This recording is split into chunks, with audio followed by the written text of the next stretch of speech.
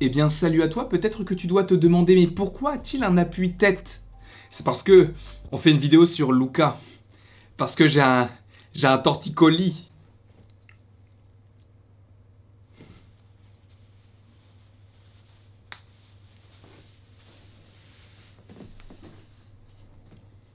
Je vous prie de m'excuser. Comment est-ce que vous allez? Personnellement, ça va extrêmement bien. Pourquoi? Parce que je vais te reparler encore une fois de Luca. S'il y a des personnes qui ont apprécié le film Luca, j'avais prévu d'autres vidéos en plus de juste la critique et les easter eggs. J'avais prévu d'autres petites choses parce que j'ai remarqué des petites choses encore. Donc je me suis dit pourquoi ne pas vous les faire. Mais je suis pas sûr parce que j'ai un planning assez chargé et j'ai peur de trop en sortir. Donc peut-être que ça sortira au fur et à mesure, peut-être d'ici juillet ou août. Mais en tout cas, sachez que des petites vidéos en rapport avec Luca sont prévues, toujours pour l'instant, donc j'espère bien évidemment que cela vous plaira. Aujourd'hui, sache que dans cette vidéo, en tout cas dans cette introduction, je vais me vendre. Pourquoi? Parce que dans cette vidéo, si tu es là par rapport au fait de trouver des easter eggs, des petits détails, des choses comme ça, tu es sur la chaîne qu'il faut être parce que sachez que j'ai remarqué des choses que même des médias américains n'ont pas remarqué. Si tu as vu sur certains médias qu'il n'y avait pas énormément d'easter eggs, là, tu en auras en masse, en quantité et en... Ah, c'est tout. Mais en tout cas, sache que tu en auras au moins 20. C'est pas mal, non? Et si on commençait tout de suite? Le réalisateur du film, Enrico Casarosa. Et Enrico Casarosa, il y a pas mal d'éléments en rapport avec lui. Déjà parce que le film s'inspire de ce qu'il a déjà vécu quand il était plus jeune, notamment les vacances, l'amitié estivale, etc. Cependant, il faut savoir que Enrico Casarosa a déjà réalisé un film Pixar, ou plutôt un court-métrage qui s'appelle La Luna, dans lequel tu as des personnages qui sont sur une barque et qui pêchent, et en même temps tu as un lien avec les étoiles. Et je suis désolé, mais le lien est tout trouvé avec Luca. Pourquoi? Parce que Luca, oui, cela se passe dans l'eau, seulement tu as pas mal de liens avec l'espace. Quand Luca est dans l'eau, il rêve des terriens, et quand il est sur Terre, il rêve de l'espace. Et quand il sera dans l'espace, il rêvera sûrement d'autre chose. Je sais pas ce qu'il y a après l'espace.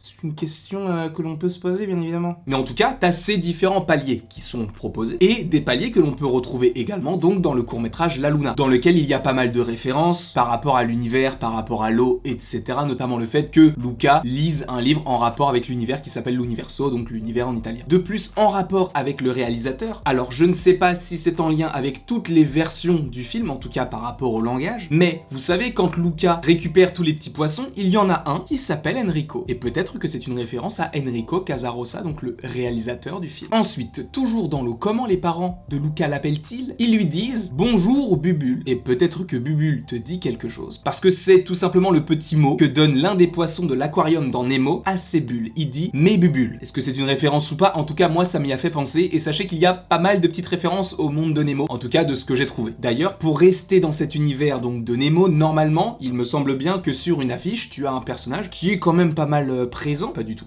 il était juste présent dans le monde de Dory, c'est Hank. Parce que je vous le rappelle que sur Porto Rosso, tu as un village qui n'aime pas les créatures aquatiques et qui ne fait que pêcher en gros. Et il me semble que sur une affiche, tu as un poulpe qui peut te faire penser à Hank, le poulpe dans le monde de Dory, qui avait déjà glissé une petite tentacule dans le film Le Voyage d'Arlo, dans lequel il était l'easter egg qui annonçait le prochain film, puisque c'était la première fois qu'on voyait le personnage, étant donné que Le Voyage d'Arlo est sorti en 2015 et que Le Monde de Dory est sorti en 2016. Donc c'était l'easter egg qui annonçait la chose. Là, honnêtement, par rapport à tout ça et par rapport à Luca, je n'ai pas trouvé le lien en rapport avec le film Turning Red, seulement il y en a un. C'est obligatoire, c'est le cas quasiment dans tous les films Pixar, et d'ailleurs on avait fait une vidéo sur le sujet, si vous avez envie de la voir, n'hésitez pas. C'était pas les mêmes miniatures, c'était pas le même visuel, pas le même décor, mais c'était plutôt sympa, donc j'espère que si vous ne l'avez pas vu, vous irez la voir, si ça vous fait plaisir, bien évidemment. Et on reste encore une fois dans le monde de Nemo. Petit easter egg plutôt sympathique que je n'ai pas trouvé, mais que j'ai trouvé sur un site. Il y a beaucoup de choses qui n'avaient pas remarqué, ou alors c'est moi qui ai trop recherché et qui ai trouvé des choses qui ne sont pas en lien avec d'autres films, mais on s'en fout de toute façon, ce sont des petits détails, donc on est là pour ça également. Mais vous le savez, à un moment donné, Alberto, la première fois qu'il rencontre Luca, il a un scaphandre que va utiliser Luca à la fin. Ce scaphandrier n'est pas nouveau dans l'univers Pixar, parce que justement, dans le monde de Nemo, dans l'aquarium, on a la tête du scaphandrier qui est tout simplement la même que le scaphandrier de Luca. Donc un lien entre 2003, je crois que c'était 2003 ou 2001, non, c'était 2003 pour le monde de Nemo, ou 2004, je ne sais plus, mais en tout cas, début des années 2000, le monde de Nemo qui fait référence, ou plutôt, il y a des références dans un film qui sort quasiment 15 ans plus tard. C'est un... Moi, J'adore. Mais ce n'est pas la seule chose. Pourquoi? Parce que l'oncle de Luca, vous allez me dire, mais c'est personne. Oui, c'est peut-être personne pour vous. Cependant, la race de poisson qu'est Ogo, donc l'oncle de Luca, n'est autre que la même race de poisson que le poisson qui vit dans les profondeurs dans le monde de Nemo. Et ça, la petite référence est plutôt sympathique quand tu sais que là, il est un petit peu à l'ouest, et que de l'autre côté, dans le monde de Nemo, c'est vraiment un poisson qui envoie. Lui, il ne va pas chercher midi à 14h. Passons tout de suite dans une petite parenthèse par rapport aux détails récurrents des films Pixar, le A113, la Luxo Ball, le Pizza Planet Truck. Sachez que seul, je n'ai trouvé que le A113. Je n'ai pas du tout trouvé la Luxo Ball ou encore le Pizza Planet Truck. Pour cela, je te l'avoue, je suis allé sur internet pour voir, mais je te le donne quand même, donc je te précise que ce n'est pas moi qui les ai trouvés. Seulement, c'est vrai que j'ai regardé le film 3 fois et j'ai fait des pauses pour la 3e fois et j'ai pas trouvé la chose. Pour par exemple la Luxo Ball, c'est au moment où ils font la course de vélo, tu peux le voir sur un balcon mais en tout petit. Et pour le Pizza Planet Truck, c'est encore plus compliqué puisque ce n'est même pas un camion, mais c'est une sorte de voiture un petit peu citadine entre guillemets, donc de la couleur du camion Pizza Planet avec le logo de la fusée au-dessus de la voiture. Par rapport au A113, ça je ne l'ai vu qu'à mon 2e visionnage, c'est tout simplement sur le billet de train de Luca. Je ne sais pas si la vidéo est déjà assez longue, ça m'étonnerait beaucoup parce que je passe assez rapidement parce qu'il y a pas mal de choses. Il me reste 1, 2, 3, 4, 5, 6, 7, 8, 9, 10, 11 détails à vous donner, parfois en rapport avec l'histoire même, parfois en rapport avec Disney, et justement par rapport à Disney et par rapport à l'histoire même, il y a sur un plan plusieurs easter eggs. Il y a un easter egg en rapport avec Pinocchio, donc tu les vois notamment sur un livre, après tu vois ce qu'imagine Luca, donc même le chat ressemble pas mal au chat de Giulia, le petit bonhomme au milieu c'est Pinocchio, et de toute façon sur le livre où tu vois pour la première fois l'image, donc du petit chat, du petit Pinocchio et d'un autre personnage, je crois que c'est un cochon mais je ne suis pas sûr, tu as en gros au-dessus écrit Pinocchio.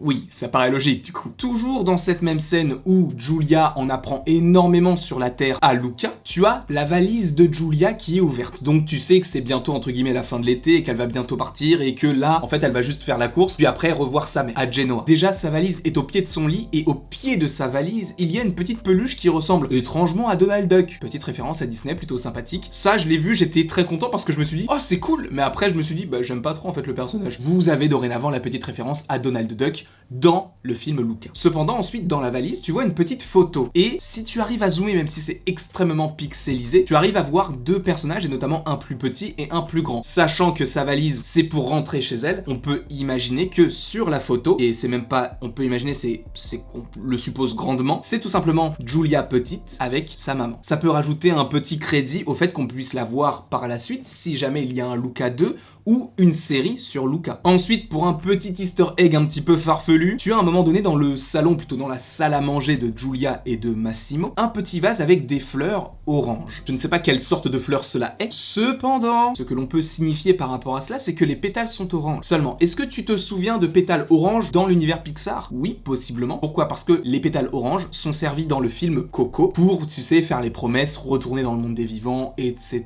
De toute façon, les pétales oranges, il y en a partout, mais peut-être que ces fleurs sont une petite référence à Coco. Par ailleurs, une autre référence à Coco est visible sur un bateau. Pourquoi? Parce qu'il y a écrit Elena. Et Elena n'est autre que le nom de la grand-mère de Miguel. Donc celle qu'il appelle Abuelita. Donc est-ce que c'est juste une petite référence au fait que il y a juste des personnes dans le film qui s'appellent Elena puisque c'est quand même un nom assez commun, ou est-ce que c'est une référence au personnage dans le film Coco? Je vous laisse seul juge de cet easter egg là. Ensuite, pour des petites références un petit peu plus cinématographiques, à un moment donné à Porto Rosso, tu as une affiche où il y a marqué La Strada, qui est tout simplement un film de Fellini, un cinéaste italien du XXe siècle. Ensuite, avant de passer à un plan où il y a pas mal de détails, revenons sur le papa de Luca. Il ne vous fait pas penser à quelqu'un. Personnellement, il me fait penser au personnage dans Monster Academy qui s'appelle, je crois, Don Carlton, tentacule ou en tout cas les petites mains où il y a des petites ventouses. Je ne dis pas que c'est le même personnage, ça n'a aucun sens. En plus de ça, ils n'ont pas le même nom. D'un côté, tu as une créature aquatique, de l'autre, tu as un monstre. Je ne dis pas que c'est la même chose. Seulement, il lui ressemble étrangement. Mais là, on va rentrer vraiment dans du concret. Pourquoi? Parce qu'au moment où Luca rencontre Alberto pour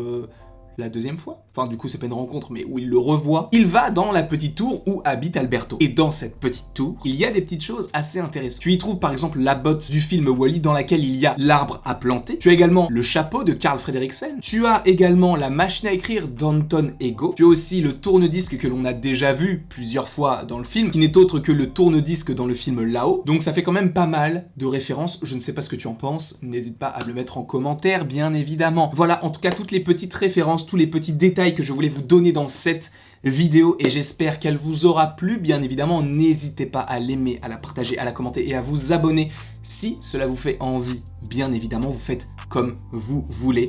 Et après toute cette longue vidéo, il ne me reste plus qu'à vous dire à la prochaine pour la prochaine.